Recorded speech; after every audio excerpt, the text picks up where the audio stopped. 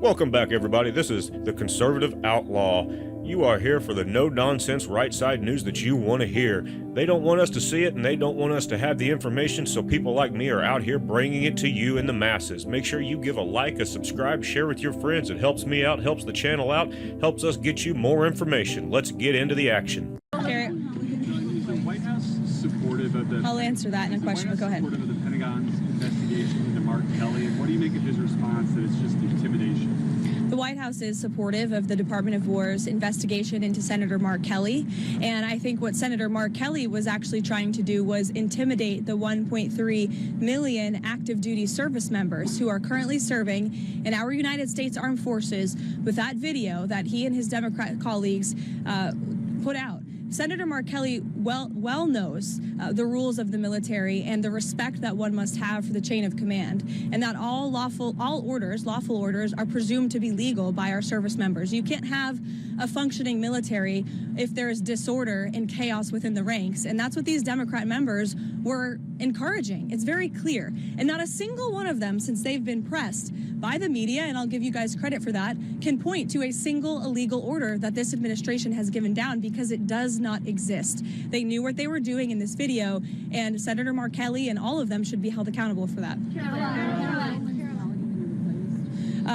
No, because Lindsey Callaghan was legally appointed, and that's the administration's position. I know there was a judge who is clearly trying to shield Letitia James and James Comey from receiving accountability, and that's why they took this unprecedented action to throw away the indictments against these two individuals. But the Department of Justice will be appealing very soon, and it is our position that Lindsey Callaghan is extremely qualified for this position, but more importantly, was legally appointed to it.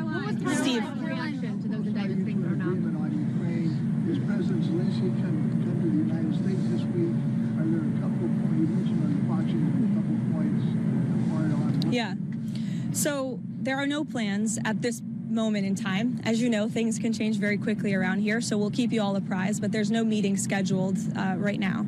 As for where we are, I spoke with Secretary Rubio at length. I spoke with the president as well. Everybody inside feels optimistic about what happened and transpired yesterday in Geneva. Secretary Rubio, Special Envoy Witkoff, the whole team really worked through the points of that 28-point peace plan that the United States authored with input from both sides, the Russians and the Ukrainians, and ultimately the vast majority of these points have been agreed upon. The Ukrainians have worked on language with us together, and you heard that from their delegation directly yesterday. So we feel as though we're in a very good place. Of course, we have to make sure that all of these points are agreed to, and then of course we're going to have to make sure the other party in this war, the Russians, agree to them as well. But I think the president deserves a great deal of credit for the amount of energy and effort he's put into trying to bring these two sides to an end of this war. He wants to see this killing stop. As for any deadlines, he wants to see this end as soon as possible. Is the president more determined to go after Tish James and James Comey? Go ahead. Is the president more determined to go after Tish James and James Comey? Excuse me. I'm answering a question from your... You looked at me. I'm sorry. I turned and looked at you because you're yelling. I will take a question from your colleague, and then I'll take your question too. Okay? Go ahead. What are exactly the points of this agreement that they are still working on? I don't want to detail sort of the technical talks that are happening right now, but there are just a couple, and we're confident that we'll be able to work through those. The president put pressure on Putin or Zelensky if this doesn't work. The president's been putting a lot of pressure on both leaders for this entire time. We've been talking with both sides. He's been talking to both leaders directly for 10 months now. So yes, you can expect that pressure to continue. The president wants this war to end. Caroline, is the president more determined now, since the judge's ruling today, to go after James Comey and Tish James, and if so, why? I wouldn't say he's going after them. I think the president is more determined than ever to see accountability in this country, yes, and to correct the wrongs of the weaponization of our justice system that we saw under the previous administration and Joe Biden. Are we entering a new phase of Venezuela, and what does that entail? Well, as the president is so good at, I'll try to be just as good. I'm not going to broadcast any actions that may or may not be happening with respect to Venezuela. I know I've been very clear about the administration's position, as has the president and his national security team. We view the Maduro regime as being illegitimate, and the president has been very satisfied with the successful strikes against narco-terrorists and foreign terrorists that are illegally trafficking drugs towards the United States of America. He's not going to tolerate that, and you can expect to see those strikes continue. What was President Trump's reaction to those indictments against Comey and James being thrown out? His reaction was, we've seen this before. We've seen partisan judges take unprecedented steps to try to intervene in accountability before, but we're not going to give up. And I know that the Department of Justice intends to appeal these rulings very soon, if they haven't already. I may have missed it. Caroline, one question on Venezuela. Is there any plan, meeting for this week on Venezuela? And another one, a clarification on this weekend, because the president was asked about the former Brazilian president being arrested, and he mentioned that he spoke with this gentleman. Did he speak with Bolsonaro the day before he was arrested? Not to my knowledge. I don't know if that call took place or not. It may have. I can get you a firm answer on that, Raquel. I know it's of great importance to you for your reporting. As for meetings on Venezuela, there's meetings on a range of topics inside this building all of the time. And the president is constantly apprised of what's going on in the world, what's going on in the news, and he's very well written into all of the things that his team are working on. Caroline, please. You would not go into the sticking points of the disagreement between the two parties in the Ukraine peace process, but how flexible is the president in coming to a deal, and will the Europeans be part of a final negotiation with Zelensky? I think he's been quite flexible already. We've been watching this war go on for 10 months. He's talked to both leaders countless times. Our team has engaged with both the Russians and the Ukrainians extensively. As I said, there is a sense of urgency. The president wants to see this deal come together, and he wants to see this war end. I wanted to ask you, is it MAGA to support American workers being replaced with H-1B visa holders? Are Americans not capable of filling most of these positions? Who supports getting American workers getting replaced? I know the president mentioned that he wanted to bring in some workers that he could eventually send back in regards to... The president does not support American workers being replaced. You are mischaracterizing what the president said. The president wants to see our American manufacturing industry be revitalized better than ever before. That's part of what he's doing with his effective use of tariffs and cutting good trade deals around the world. That's why he's recruited trillions and trillions of dollars in investments into our country. Those are creating good paying American jobs right here at home. As for the H-1B visa issue, the president has a very nuanced and common sense opinion on this issue. He wants to see if foreign companies are investing trillions of dollars in the United States of America, and they're bringing foreign workers with them to create very niche things like batteries. He wants to see that at the beginning to get those manufacturing facilities and those factories up and running. But ultimately, the president always wants to see American workers in those jobs. And he's told these foreign companies that are investing here, you better be hiring my people if you're going to be doing business in the United States. So there's been a lot of misunderstanding of the president's position.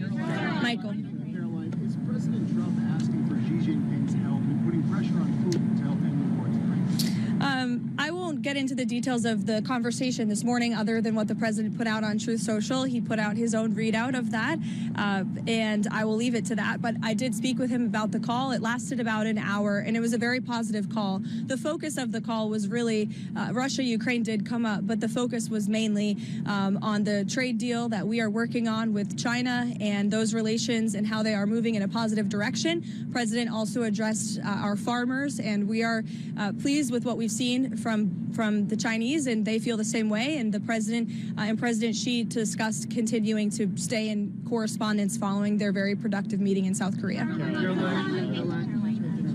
On Ukraine, does the progress that you just laid out change the Thanksgiving Day deadline for Ukraine to come to an agreement, or does the president still want something more definitive by Thursday? And then on the Comey and James case, does the president still have confidence in Lindsay Elliott? Absolutely, he does, to your second question. As for your first question, with respect to the deadline, the president wants to see this deal come together as quickly as possible, and he trusts that his team is doing everything they can to get it over the finish line. Caroline, does the president support Israel's elimination of Hezbollah chief of staff Ali Taqta yesterday, and is he in favor of Israel blocking Hezbollah from growing again? I haven't spoken to the president about that strike specifically, but of course the president supports Israel's right to defend itself and to take out any terrorist threats in the region. Jake? If the president does announce a proposal to cut healthcare costs, will that include the extension of the healthcare subsidy? I know there's been a lot of reporting on this from yourself as well, Jake, over the last few days. I will tell you that healthcare is a topic of discussion that's happening very frequently and robustly inside the West Wing right now. The president's very much involved in these talks, and he's very focused on unveiling a healthcare proposal that will fix the system and will bring down costs for consumers. As for the details of those discussions, I'll let the president speak for himself. As you all know, sometimes you report things and then President Trump comes out with an announcement, and those things are not always true from what you hear from sources inside the building. So I'll let the president speak for himself.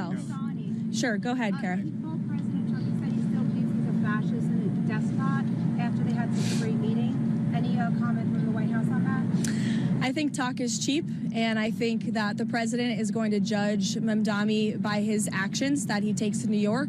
The meeting was positive, as you heard from the president last week, and I think the fact that the president is willing to meet with somebody who said those types of things about him shows that he really is interested in being a president for all Americans, regardless of where they live or who their leader is. He wants what's best for New York. He loves New York City.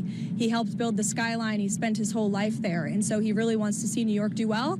And so that's how that meeting played last week. Caroline. John. Thanks a lot, Caroline. There are a few Republican senators who are critical of the 28-point peace plan, including Senator Rounds, Senator Graham, Senator McConnell. What do you say to those senators who say that this is giving too much away to Russia? And has Russia made any concessions as it relates to a possible peace deal concerning ending the war in Ukraine? I would point any critics to the words of the Ukrainians yesterday, in which they said that they feel very positive about this plan. They've been very involved. They have had direct input on the language of this plan, and that we are in direct communication and correspondence with them.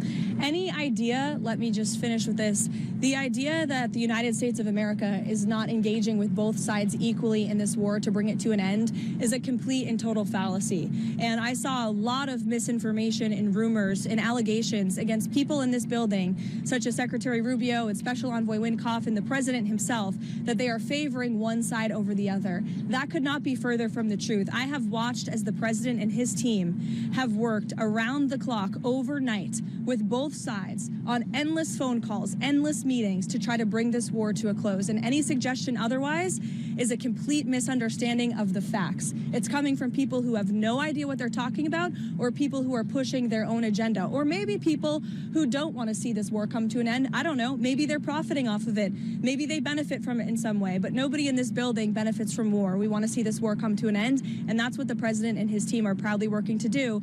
And I think the critics should just take a step back and think about what happened with Israel and Gaza. There were a lot of doubters, and we got the hostages out, and this president secured a peace deal that still exists and is ongoing today. So everyone should just respect the work this administration is doing and watch the process unfold. Thank you.